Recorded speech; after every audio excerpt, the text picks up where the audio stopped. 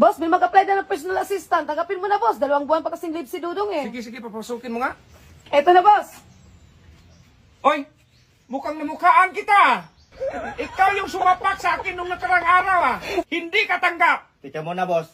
Nakita rin kita, boss, doon sa plaza. May dalawang baba. Oy! Tanggap ka na! Boss, babali ako. Ah, kabago-bago mo pala, babali agad? Ikaw, boss, kung nalala mo doon sa plaza na may kasama Oy, magkano bang balihin mo? 10,000, boss. Jesus, kaliit-liit, 20K mo na. Ah, yan na. Salamat, boss. Ikaw naman kasi, boss, bakit mo kasi tinanggap? Bakit mo rin kasi kinuha? Boss, babalik sana ako. Pambili ko lang ng diaper. Susday, ihagis mo na lang yan. Mas makamura ka pa kaysa sa ibang diaper. Mas mura kasi yung hagis. Sige, boss. Dahil sana pala yung anak mo, hindi ko napansin. Nasa likuran na, boss. Sinagis ko. Bakit mo hinagis? Sabi mo para makamura. Huwag ka na! Ikaw ha? Kabago-bago mo pa lang dito. Lumayas ka na. Mandiskwado pa ako sa'yo. Oh, bakit ka bumalik? Balik ko naman dito. Oh, anong sabi mo? Hindi ko sinabi na may babae ka. Ang sabi ko lang, meron kang kasamang 2 babae na pamangkin mo. Paano pamangkin wala akong kamag-anak rito? Hala. Dahil bumili ka ng pitsay tsaka sibuyas dahon. Sige, boss. Ano ulit yun, boss? Itanim mo kasi yan sa ulo mo yung sinasabi ko. Dahil pitsay tsaka sibuyas dahon. Sige, boss. Boss, may idagdag ka pa ba nito? Sus, Day! May abono na yan, Day! Day, nandyan ba si Kalbo? Umalis, boss.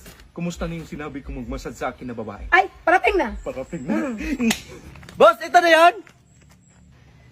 Kinancel ko na yan! Day, paano natin palasin yung kalbo na yan? Madiskwido talaga ako dyan. Ay, pagalitan mo, boss, para aalis na yan. Oo nga, no? Ingat. Oh, lumayas ka na lang kaya dito! Wala ka namang ibang ginagawa! Matulog, mag-cellphone! Bakit? Sino ba yung kachat mo? Si ma'am, boss. Ay, may, magpaload ka tapos merienda. Salamat, boss.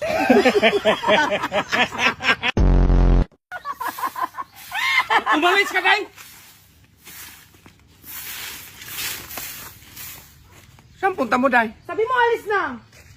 Sa upuan lang kita pinay... Huwag ka nang bumalik, ha!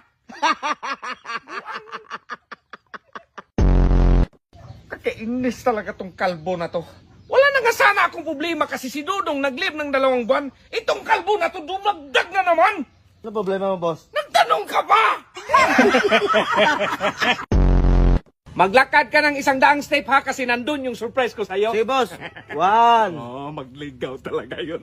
Huwag ka nang bumalik! 58, 76, 87, 99, 100. Oh, saan yung surprise mo, boss? Boss, natutulog na naman si Kalbo. Saan? Doon, oh. Ingat.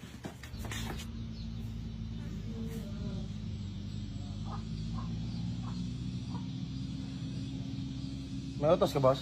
Wala, matulog ka habang buhay.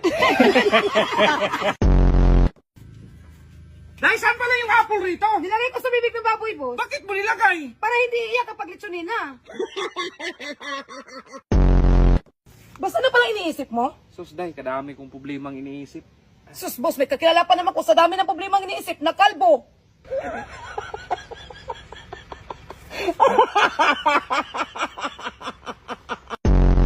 Day, halika nga. Bakit, boss? Pinagbintangan kang na ikaw daw kumuha ng baboy sa ating kapitbahay. Ay, hindi ako, boss. Di, ikaw yung mga sabi nila na ikaw daw kumuha ng baboy nila Wala akong alam yan. Di, Day, bayaran lang natin yun. Bayaran na ang tigas ng balat ng baboy nila tapos ginalis pa.